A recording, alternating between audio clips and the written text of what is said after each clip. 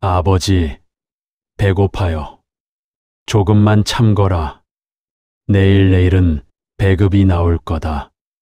그런데 내일은 오지 않았습니다.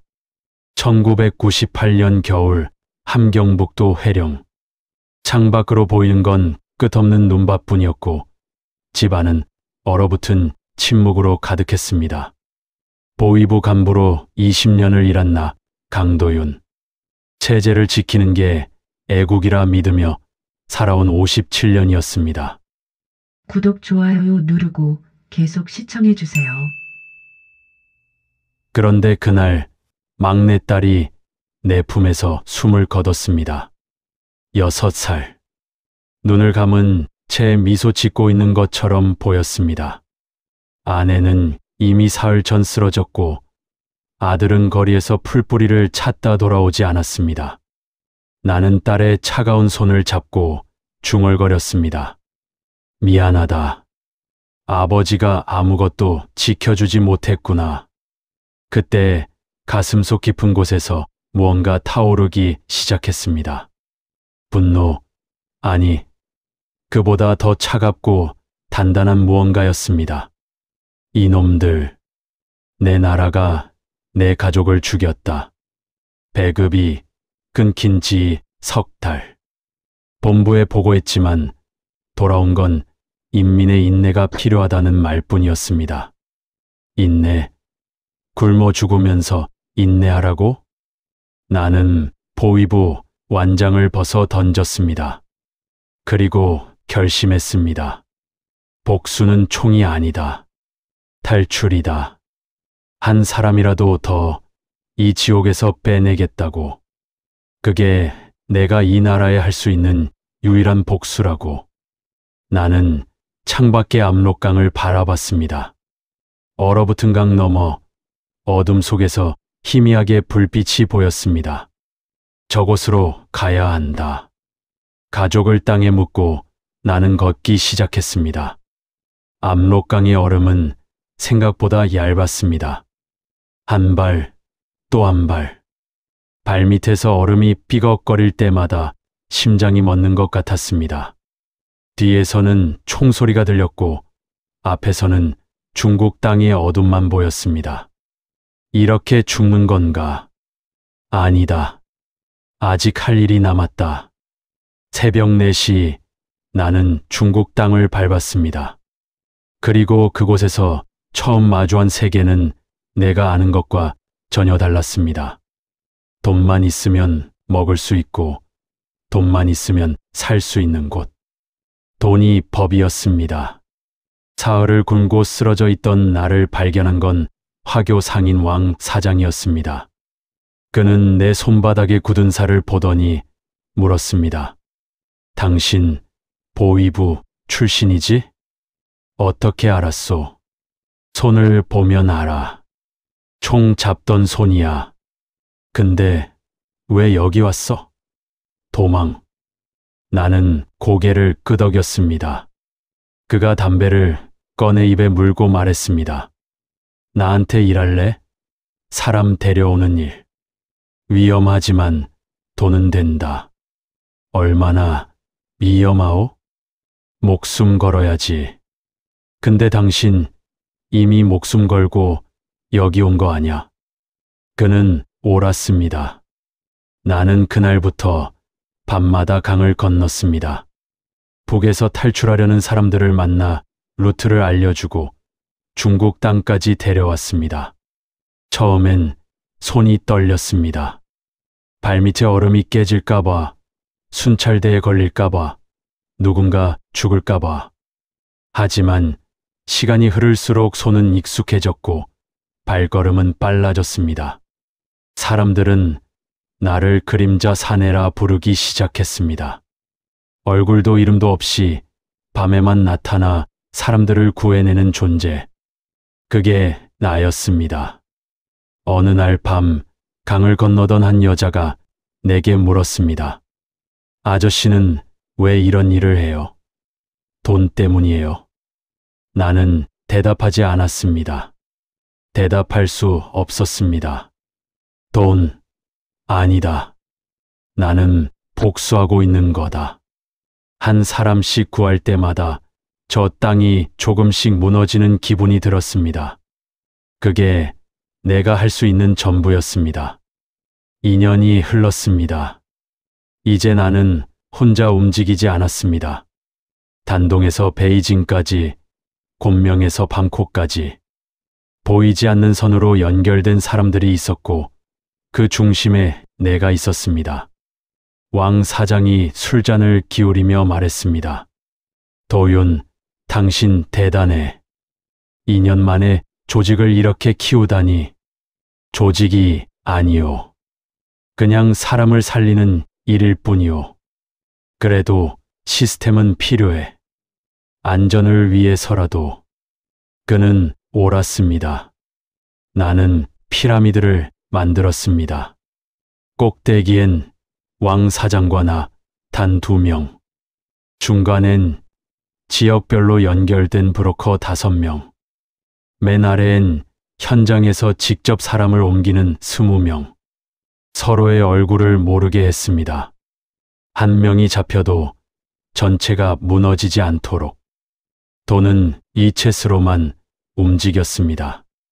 현금은 위험했고 기록은 더 위험했습니다. 숫자만 오갔고 약속만 남았습니다. 그렇게 3,000명이 자유를 찾았습니다. 하지만 성공은 독이었습니다.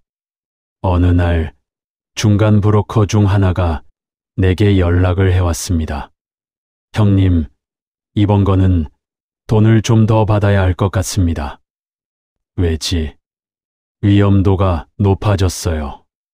공안 순찰이 2배로 늘었습니다. 그래서 한 사람당 $1,000 더 받겠습니다. 아니면 이번 거는 못합니다. 나는 전화를 끊었습니다.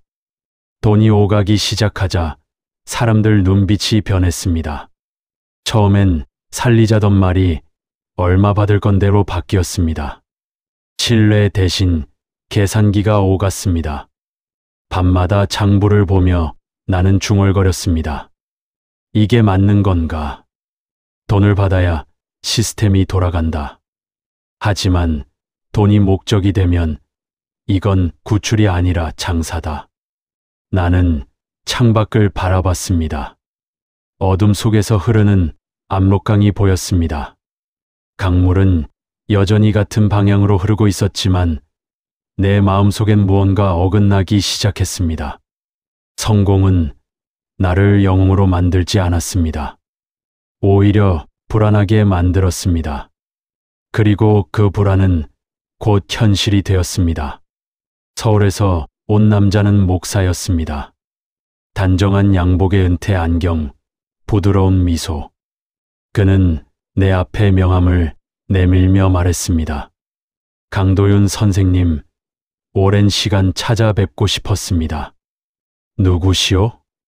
북한인권연대 대표 김명수 목사입니다.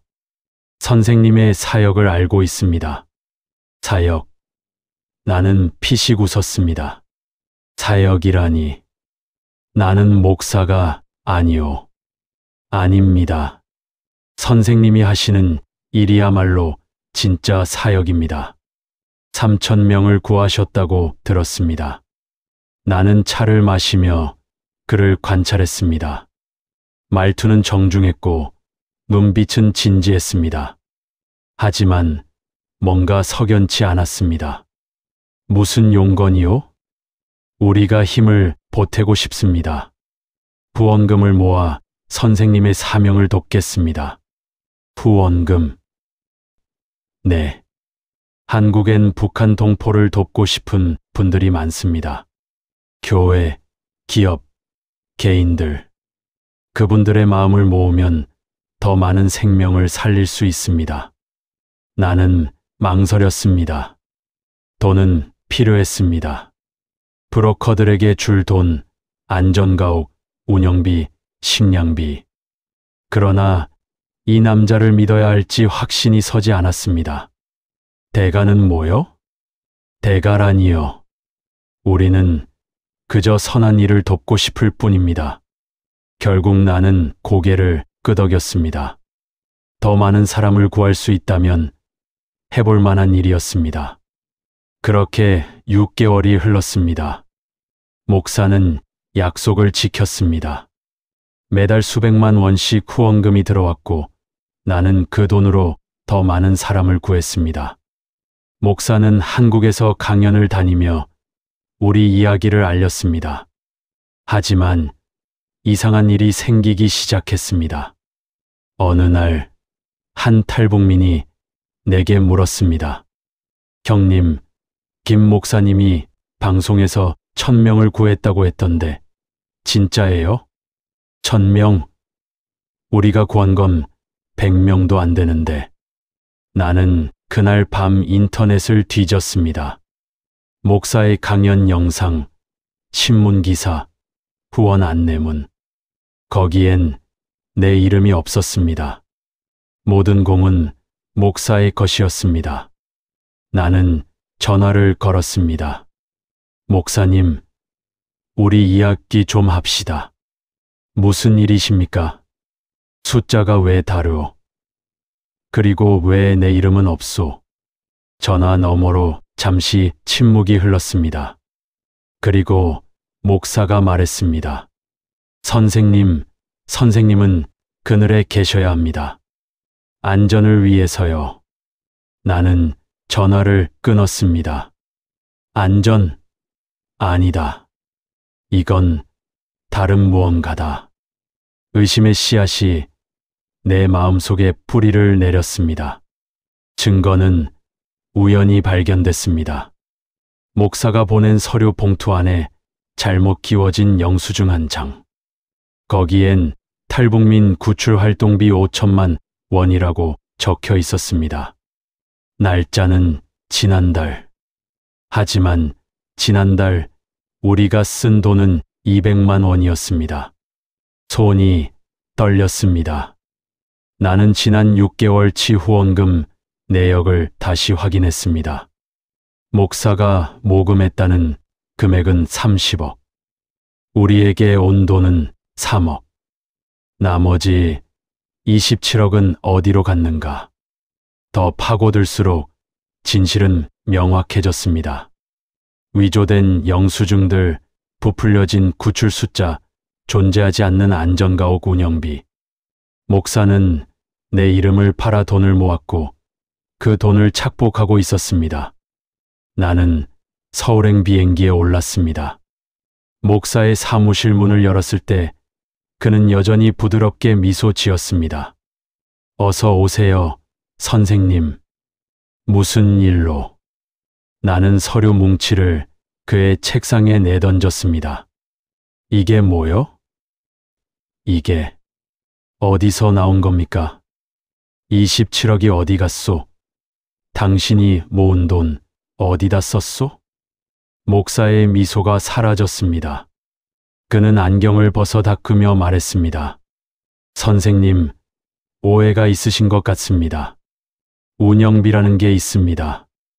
홍보비, 인건비, 사무실 운영비. 거짓말 마시오. 이 영수증들은 전부 위조요. 당신은 사람을 구한 게 아니라 사람 목숨을 팔아먹은 거요. 선생님. 목사가 자리에서 일어났습니다. 그의 목소리가 차갑게 변했습니다. 선생님은 이해를 못하십니다. 이건 명예의 일입니다. 누군가는 앞에 서야 하고 누군가는 뒤에 있어야 합니다. 선생님은 그늘에 있어야 합니다. 그게 안전한 겁니다. 명예? 당신이 명예를 말하는 거요? 나는 주먹을 쥐었습니다. 분노가 아니었습니다. 그보다 더 깊은 모욕이었습니다. 당신은 내 가족의 죽음을 3,000명의 눈물을 돈으로 바꿨소. 목사는 대답하지 않았습니다. 그저 창밖을 바라볼 뿐이었습니다. 나는 사무실을 나왔습니다. 복수는 이제 끝이 아니었습니다. 진실을 세상에 알려야 했습니다. 그게 내가 구한 3,000명에게 할 수 있는 유일한 예의였습니다. 거리를 걸으며 나는 중얼거렸습니다. 이제 진짜 싸움이 시작이다. 모든 것이 무너진 건 일주일 뒤였습니다. 왕 사장에게서 급한 전화가 걸려왔습니다. 도윤, 당장 숨어. 공안이 당신 이름을 알아. 무슨 소리요? 목사가 당신을 신고했어. 불법 브로커 조직 운영, 인신매매 혐의. 전화가 끊겼습니다. 손에서 핸드폰이 떨어졌습니다. 인신매매. 나를 3,000명을 구한 나를 범죄자로 만들었다는 말인가. 그날 밤 국경의 모든 루트가 차단됐습니다. 단동의 안전가옥은 급습당했고 베이징의 브로커 셋이 체포됐습니다. 8년간 쌓아온 시스템이 하룻밤 사이에 무너졌습니다. 나는 산속 폐농가로 숨어들었습니다. 창문 없는 방, 썩은 마룻바닥, 쥐 소리만 들리는 어둠. 가방에 남은 건 물 2병과 라면 3개가 전부였습니다. 사흘을 굶었습니다. 배고픔보다 더 견디기 힘든 건 생각이었습니다. 체포된 동료들, 길 위에 남겨진 탈북민들, 무너진 약속들. 내 손으로 만든 것들이 내 손으로 무너졌습니다. 눈이 내리기 시작했습니다. 창틀 사이로 새어들어오는 찬바람에 몸을 떨며 나는 혼잣말처럼 중얼거렸습니다. 복수는 내 가족을 살리지 못했다. 3,000명을 구했지만 내 가족은 돌아오지 않았습니다. 목사를 무너뜨리려 했지만 무너진 건 나였습니다. 복수는 아무것도 채워주지 못했습니다. 어둠 속에서 문득 딸의 얼굴이 떠올랐습니다. 6살, 내 품에서 눈을 감던 그 아이. 차갑게 식어가던 작은 손. 아버지, 배고파요. 그 목소리가 다시 들렸습니다. 나는 무릎을 꿇었습니다. 눈물이 흘렀습니다. 8년 만에 처음 흘린 눈물이었습니다. 미안하다, 딸아. 아버지는 너를 위해 복수했다고 생각했지만 그건 아버지를 위한 것이었구나. 너는 아버지가 이렇게 살기를 원했던 게 아닐 텐데. 눈은 계속 내렸습니다. 나는 눈 덮인 창밖을 바라보며 깨달았습니다. 복수는 끝이 없습니다. 복수는 또 다른 복수를 낳을 뿐입니다. 이제 그만 놓아야 했습니다. 분노를, 증오를, 복수를. 동이 트기 시작했습니다. 산 너머로 희미한 빛이 보였습니다. 나는 천천히 일어났습니다. 이제 진짜로 끝내야 한다. 복수가 아닌 다른 방식으로. 한국으로 돌아온 건 한 달 뒤였습니다. 공항에 내렸을 때 기자들이 몰려들었습니다. 누군가 내 귀환을 알렸던 것입니다. 플래시가 터졌고 마이크가 내 얼굴 앞으로 쏟아졌습니다. 강도윤 씨, 목사의 횡령 의혹에 대해 어떻게 생각하십니까? 3,000명 구출이 사실입니까? 중국 공안의 수배를 어떻게 피하셨습니까? 나는 아무 말도 하지 않았습니다. 그저 앞으로 걸어갔습니다. 일주일 뒤 나는 기자회견장에 섰습니다. 8년간 숨어 살았던 그림자가 처음으로 빛 아래 섰습니다. 수백 개의 카메라가 나를 향했고 수십 명의 기자가 숨죽이며 기다렸습니다. 떨렸습니다. 목소리가 나올까 두려웠습니다. 하지만 해야 했습니다. 나는 천천히 입을 열었습니다. 저는 강도윤입니다. 8년간 중국 국경에서 탈북민 구출 활동을 한 사람입니다. 숨을 고르고 이어갔습니다. 그동안 3,200명을 구했습니다. 하지만 저는 영웅이 아닙니다. 기자들이 웅성거렸습니다. 나는 준비한 종이를 내려놓았습니다. 더 이상 원고는 필요 없었습니다. 저는 복수를 위해 시작했습니다. 내 가족을 죽인 체제에 대한 복수. 그래서 한 사람씩 그 땅에서 빼냈습니다. 하지만 복수는 아무것도 채워주지 못했습니다. 목이 메었습니다.